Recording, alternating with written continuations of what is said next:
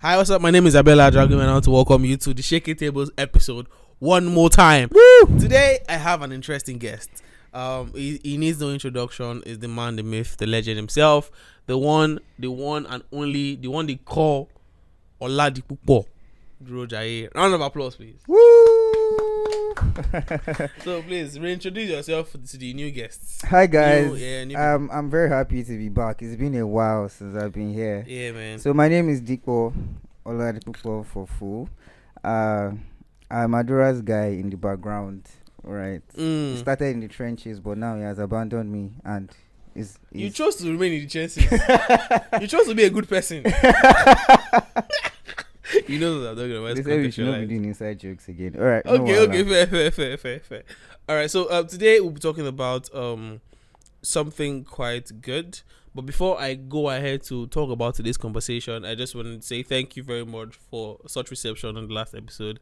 It was interesting. I'm grateful that even though upon still we have gone away for 6 months, we still had a few people that still reached our lesson, did all the good stuff. So thank you. Please don't stop doing the good stuff. Today, Today.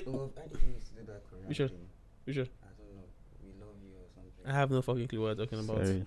I'm also archaic as well, so I'm not. You and who is a cake? I'm not also gonna come. Speak for yourself. Anyways, today we're talking about privileges and responsibilities. They don't come and insult or say this podcast. Not only deep stuff, they always the Victor. Not only deep stuff, they always the talk. Say if na relationship and yan and knack make we talk for podcast. I look you. I'm talking to you. Anyways, so today we're talking about privileges, responsibilities, and everything in between. So for context, I'm gonna try to describe how we came about this episode. Right, I posited to Pelumi the content strategies that I genuinely believe that some people who are, and I need you to think about this with me, and I could be very much wrong. But there's something called noblesse oblige. It's a type of philosophy that if you make it out of the ghetto, it is your responsibility to go back into the ghetto and and bring somebody out of the ghetto. Now, there is a level of privilege that we all have, that the price we get to pay for that privilege is responsibility, right? So you are born into a very wealthy home. It is your responsibility to not necessarily take care of people, but be kind to people. Because boss your brain. Your reality is not, you are literally a fucking unicorn. Now, it might not seem like that amongst your wealthy friend, but think about it in context of the country that you are in. Now, if you are in a stable environment and all of you are within the same tax bracket, fine. You don't have to be responsible for anybody. All of us were all peers. But if you're in a country like Nigeria and you have a job, you are doing well, you're hardworking, and what you're working on is giving you returns, in a way, you are privileged. Now, I'm not saying that you're privileged as far as you not work for the privilege, but there's an amount of privilege that you have that have been given to you. Now, you owe it to people to help people. Now, this is the issue where me and Kwelumi started to come. Kwelumi was like, oh, now my money, you don't really concern me. Anything where I want to, now I worked for it, is that not? So why do I feel the need to be responsible for these other people? And this is where I bring you in, right? Do you think that the price that people pay for privilege is responsibility?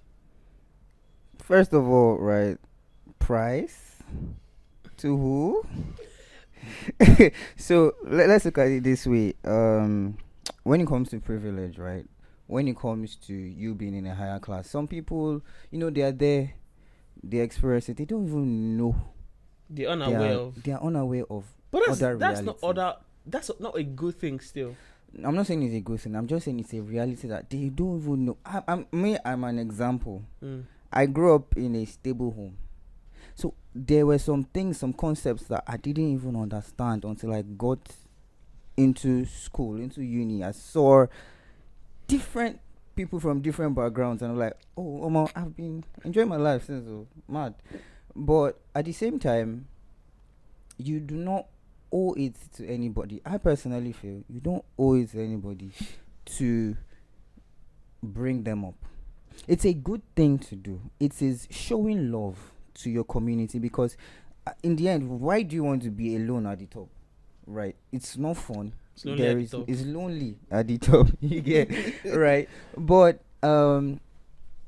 and if you can bring someone up, if you can tell them, okay, this is what I did, this is how I was able to get here, even if you cannot tell them, maybe you are descended from a rich parent and you are just enjoying the dividends of their work, you can also find out from your parent, how did you make it? There's a formula somewhere, there's what someone has done, and you can reach out to the people in the community and like, can you try this, can you try that? See, there is abundance in the land, everybody can make it, I hope. Right. This is earth. So we should, in terms of showing love, we should in terms of being our brother's keeper, we should in terms of so good into But the it's not world. old. It's not you must. It's not a law. It's not a law. I want to be sure it's not a law. It is not a. It's a law, but that's for religious people, not religious people, for certain set of people. But the thing is, as human beings, if we want a harmonious world, if we want everybody to live in love, happiness, bring your people up that are not on your level. Imagine, okay, so there's this thing where you are rich, you are driving a car on the streets, and you're driving through a not so great neighborhood. The people there are looking at you, you're looking at your car, and they're like, this guy is rich. They just want to take from you. Right? Some people, they look at you, they're like, me too, I will make it. So those are the good kind of people that we want in our society, where they see something better and they're like, I'm going to get this by, legal stuff, right? There are some people that they just have this bitterness, this jealousy, this envy that, why are you rich? And those are the ones that now try to take from you by force, right? So it boils down to, inherently, there are good people, there are bad people. There are people that they just have evil, bad emotions when they see some things, when they see some level of privilege. They are the ones that have the good emotions. We want to show love to everyone so that we can increase the number of people with good emotions. All right.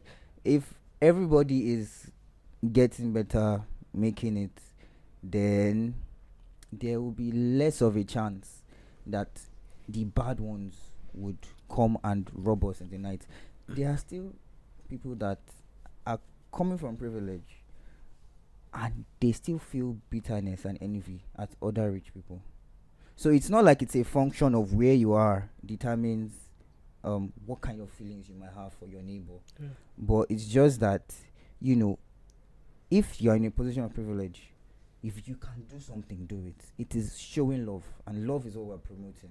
So I have to interrupt you here because you mentioned something earlier on, and I really want to be sure that I'm getting it right. You said that I'm trying to remember. Yeah, so some people are out of touch with reality, right? Yeah. And this is perhaps not a fault of theirs. It's not. But let me give you a very common example, and I'm not name dropping to make a scapegoat of things, but I am sure that we all know how DJ Copy Otedola her name has been put through the mud 1,001 times because of the family that she's come from and the personality that she has. People often confuse it for being flamboyant, and people who seem to be bitter see it as a means to attack her personality and say bad things about her, basically.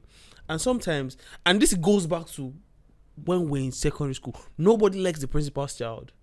Nobody. We feel like, you are getting favor from this person, and so I see what you mean about we want to promote the positive emotion. People want to use that privilege and see it as a north star to aim for something that this person is la di da di da. However, my thing is, don't you think we need to teach people need to be self-aware?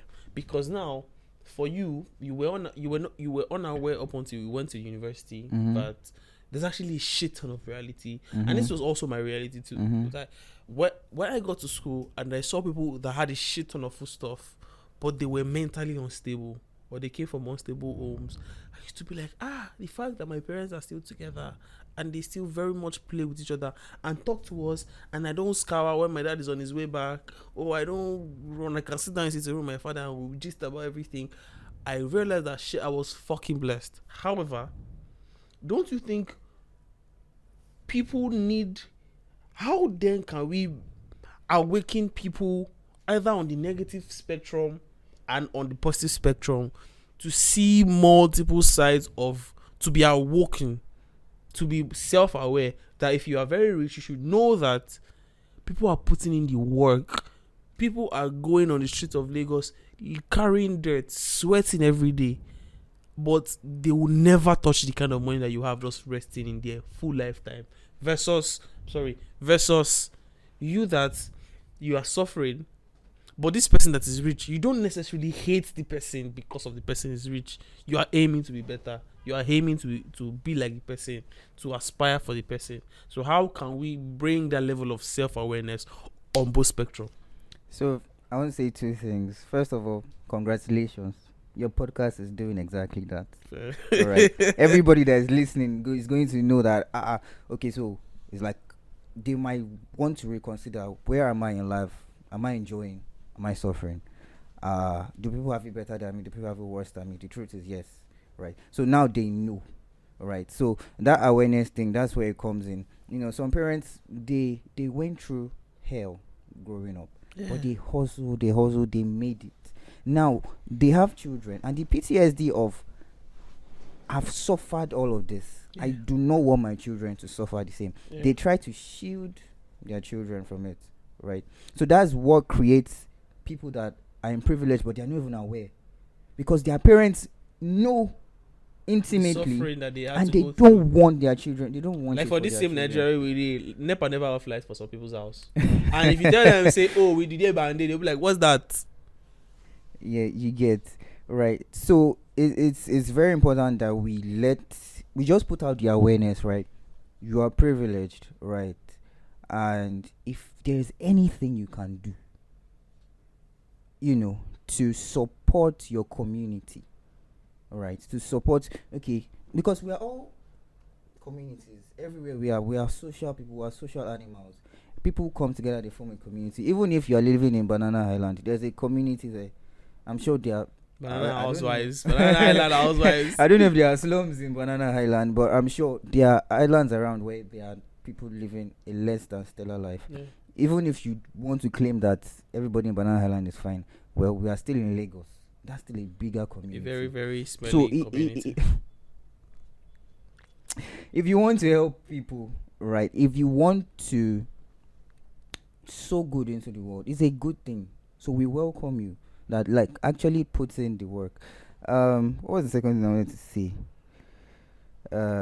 I've forgotten. Don't worry, because circle back to you. I've forgotten. Just whenever he comes back, just interrupt me at any point. Yeah. Right, but you mentioned something that I think is we can drive further, which is the expectation that parents have to their children, and sometimes they mean well. Sometimes sorry, okay, I've remembered what I wanted to say. Good. Now, it's very, very important that everybody understands this. Just because you have spent a number of days on this earth does not mean you are mature enough. What? Just because you have a certain level of income does not mean your intellectual is there. Your faculties are up to standard. Really? Yes. So I would assume that you are paid by the value that you have. No. Chill. So I've spoken to some people that have told me that when they were talking to some top executives, like top business executives, mad money, all of that, they're in business meetings and they are hearing the things coming out of these people's mouths and they're like, they're disgusted. See, it is not everybody that is investing in themselves mentally. It's not everybody that is investing in themselves emotionally. And I brought it up because just because you are a parent does not mean you are qualified to be one. There are people that they went through, their childhood was terrible because of their parents. They need to realize that your parents might be immature as heck. They are just you with more years. But whereas you are at least trying to make something of yourself, they just stuck. They're stuck in time. That's a terrible thing to happen to anybody. To happen, right? But we need to I don't know what to say. Just maybe to forgive some parents or to cut them some slack. How do you deal with parents that don't seem to be growing as much as you? Okay, the world is not growing. Like, you are trying to wake them up to that reality that the world has changed. I don't owe you things, or I get it that you are just doing this parenting for the first time as well, and it's the first experience. But like, how do you tell, especially an African parent that believes that nothing smarter can come out of you that they've not lived? Well, you just love them as much as you can. You do your best, you leave the rest. To be very honest, there's some people you can't please. Yeah. There's some people you cannot convince. Just do the one you can do. Love them. Care as much as you can. Don't overstretch yourself don't overstretch yourself if you don't want to. So let me something that's been going on the internet, and I think I was discussing with my baby a couple of weeks ago. Oh my God. Well, I no get baby. I'm not see again.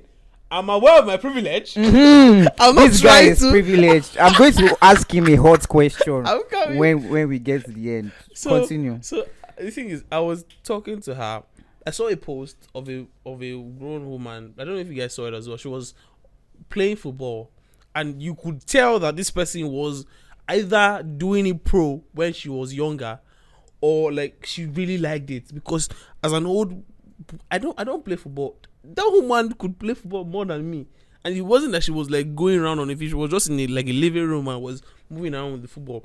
And I was like, okay, I don't want to have kids when I've not achieved what I want to do, because that would mean that I will have some deep-seated resentment to the children, because I feel like as much as I think you're a bundle of joy, like the fucking rest of the world tells me that you are, you stopped me from achieving what I want to achieve, because have you seen the price of baby formula? Now, okay.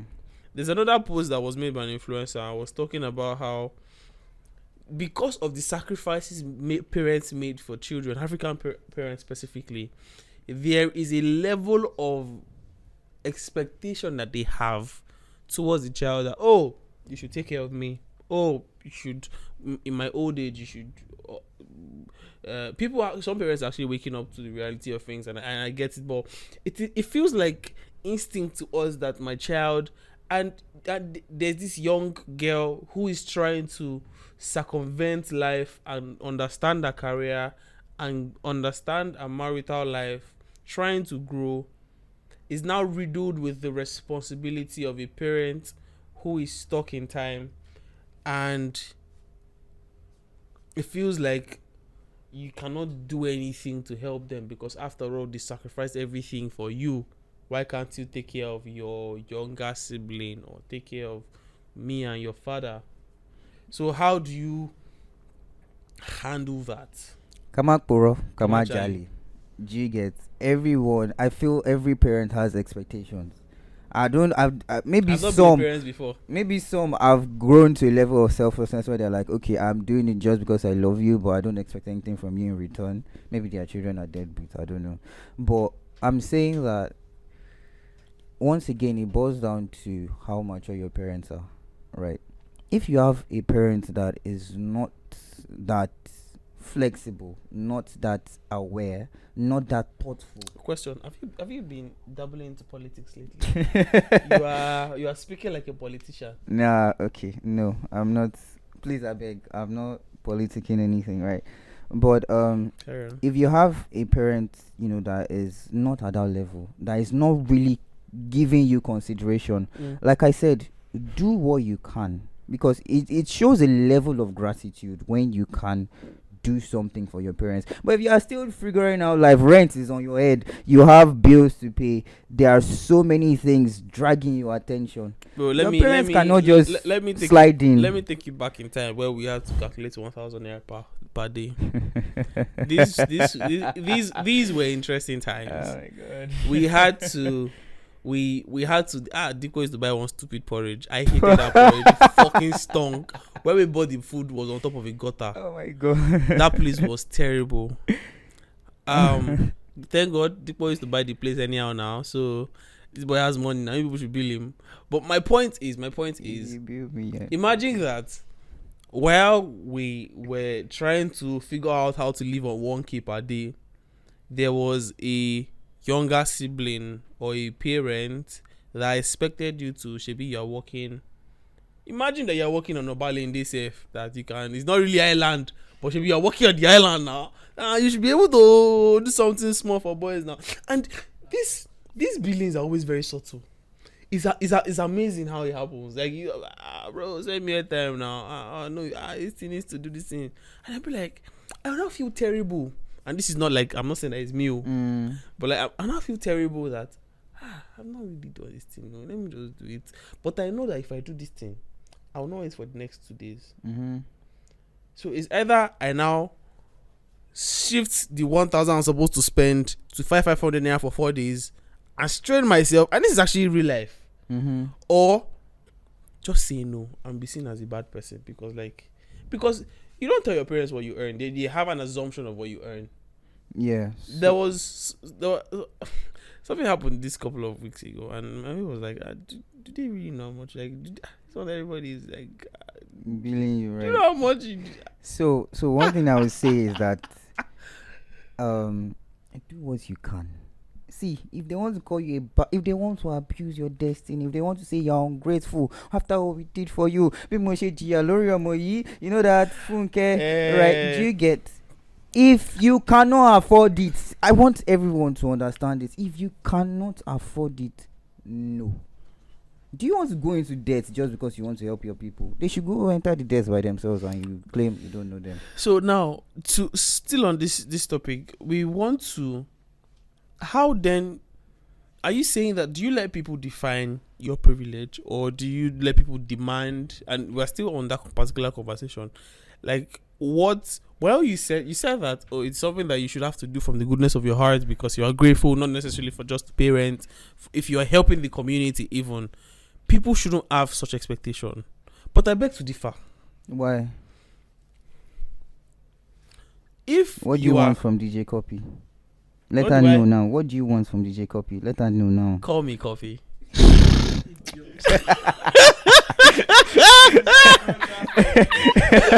No.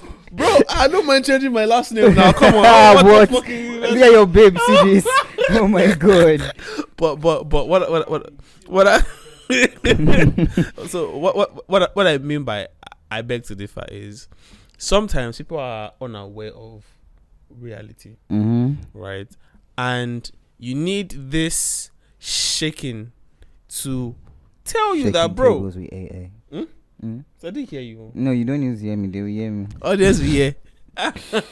So like, you need this level of like, because sometimes it takes somebody to like tell you that, bro, this thing you did bezo man, now do this thing.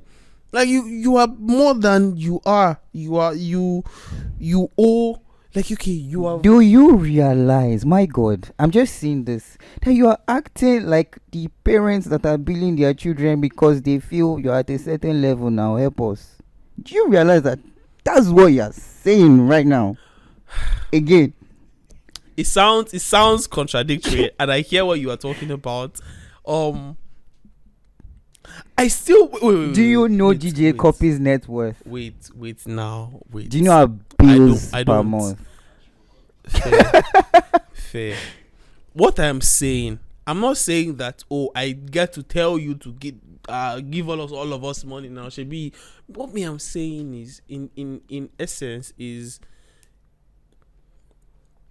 you often, because you are,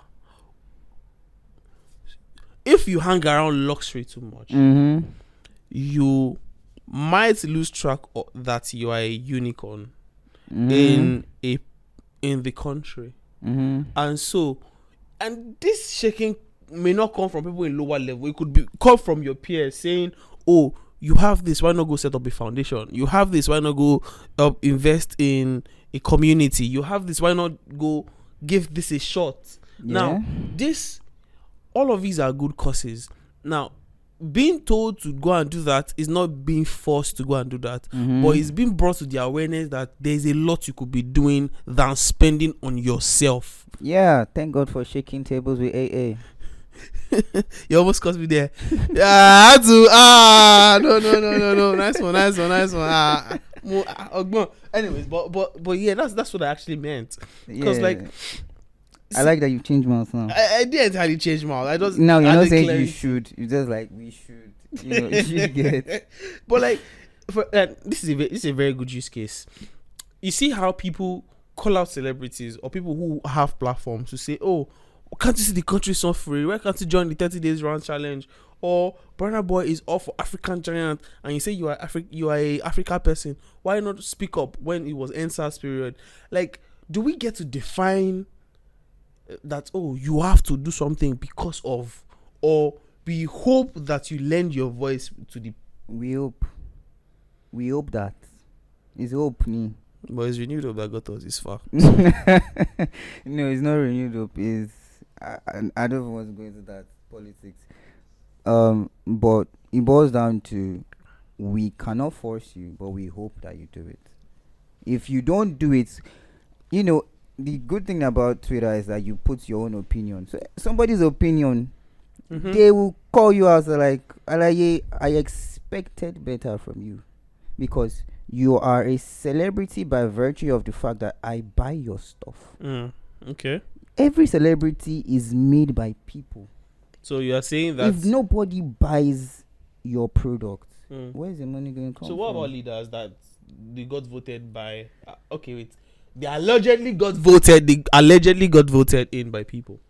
So let's remember that we live in reality, and every leader that is elected by democracy is expected to fulfill some things that he promised. Okay. It's not like we said or we hope. No, you promised us, so you have an obligation to fulfill your promise. If you make a promise beforehand, that's where the mandate comes in. Okay. If you enter, you're messing up, that's on you. We can hold you responsible. We can remove you theoretically.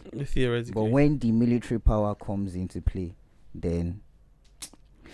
But what we are seeing, and I try not to talk about politics much because my face is out there and they can come and wound me, is that we can't talk about it because we're in a military regime. However, we can't talk about it when we are in a democratic regime right now. Because, for example, you see somebody talk about a bad road, and instead of the problem to be addressed, and this is actually fundamentally even personal, that somebody will point out something, especially us Africans, us Nigerians, that I can speak for myself, us Yorubas, that if a child tells you that, oh brother, the way you talk to this person is wrong, we would rather say the child was rude, I was not supposed to talk to the adults, and miss out on what the child is saying. We would rather say, oh, you're not supposed to talk to your president like that, and not address the road that was actually fixed. You would rather not, we'll say that, for example, boss your head.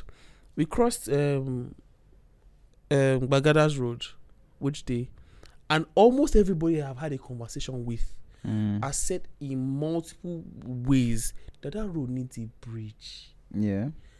And in my mind, I'm like, we need people to, because it feels rather obvious Yeah. this conversation is starting to turn into politics. I have no interest in politics. I have no beef with politics or politicians. I have no reason to talk about it. Just talk. They know.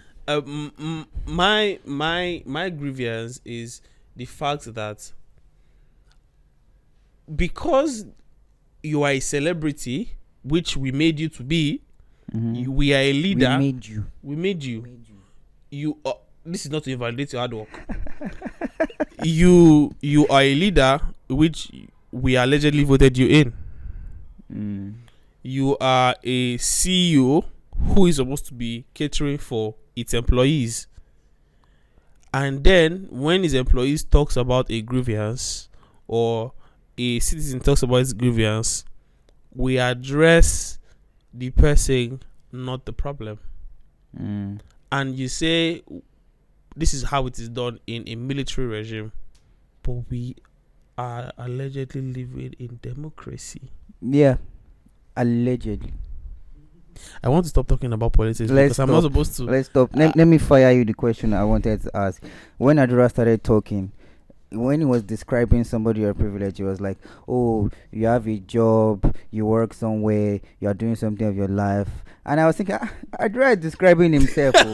Adura, please, let's all the fans know who you don't help as you day in your position of privilege by. Because if we go to records day, say now you describe yourself. So who you don't help?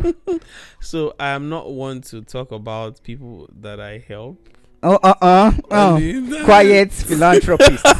Nice. Now wait till we want to see that. But something that I'm trying to do is I'm starting to outsource my work.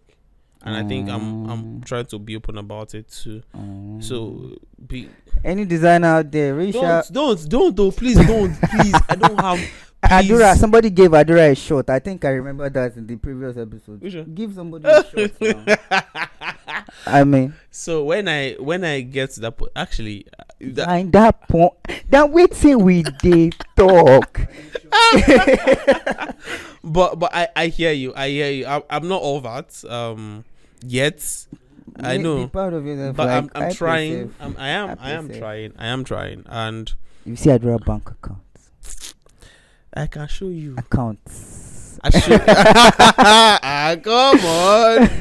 Come on. You where I borrow, I tell you say make you redraw for me to buy kiri. Don't do this. Don't do this to me. We are in public space. Anyways, so yeah. So my question, we're moving on. And we need to wrap up as soon as we can. The first question, which is, do you demand for responsibility? We've talked about how it's depending on whether you are there as a result of us, because you are basically a servant to the people. Like if you promised us, fulfill your promise. Yeah. Now my next inquiry is, should I be conscious of my privilege? Yes. But what if you're not? Awareness. See, I saw somebody was saying something that, let's look at the Trump administration. A couple of weeks ago, two things happened. He went into the archives, typed anything gay. He just typed gay, Gay, and he told them to clear the inventory of anything that is gay. Now, the word gay is the name of the first plane that dropped the bomb on Hiroshima, I think. Please, you can fact check me. Which is a US totem, it belongs in museums. But because of Trump's attempt to clear out homosexuality, he just did like a worldwide Google search kind of, and within the US systems, and cleared it out. Another thing, and I'll tell you, I'll bring my point home.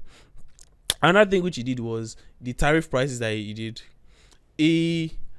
There's an economist breakdown that I can't seem to wrap my head around, but essentially it was ill-informed. He just did it randomly, not entirely randomly, but it was in a based level model. And it kind of was very questionable. Now, because of Trump's unawareness of the privilege that US businesses are enjoying from the importation of products from China. Look at me, I'm fucking old. I'm talking about these things like... Anyways, Now, because of his unawareness, a whole country has to pay for the unawareness of the privilege that the US has. And now, my question now becomes, what if some of people that are representatives, either at a leadership position, in team leads, they are really out of touch from reality. Is my whole Trump's detour. They are out of touch with reality. They've lived in luxury a long time to think that luxury is normal. They've lived in luxury for a long time to think that, hey, if you're poor, you are really not trying. And so they are not aware of the privilege that the stars really just aligned in your favor, either through your hard work, which I'm not invalidating, or through fucking nepotism. So how then can we yank people awake to the reality of you are a unicorn? Somebody has to tell them. I'm pretty sure Trump has an advisor. No, I don't think he does, from the way he's moving. I'm sure he has. If we're going to put somebody in a position of power, we need to also put people that can speak to them when they're going out of track. Right. So whenever, you go back now. Whenever I hear people say, "Oh, nobody can talk to me when I'm angry," I be like, run, oh. Even my mother cannot talk to me, but run. But carry on, right. Please. So that's the thing. No one should be in sole control of power. Yeah. And be able to just do and undo, because we are putting too much faith in your maturity, too much faith in one person that you would actually do what you said you would do. And we're all human beings here, please.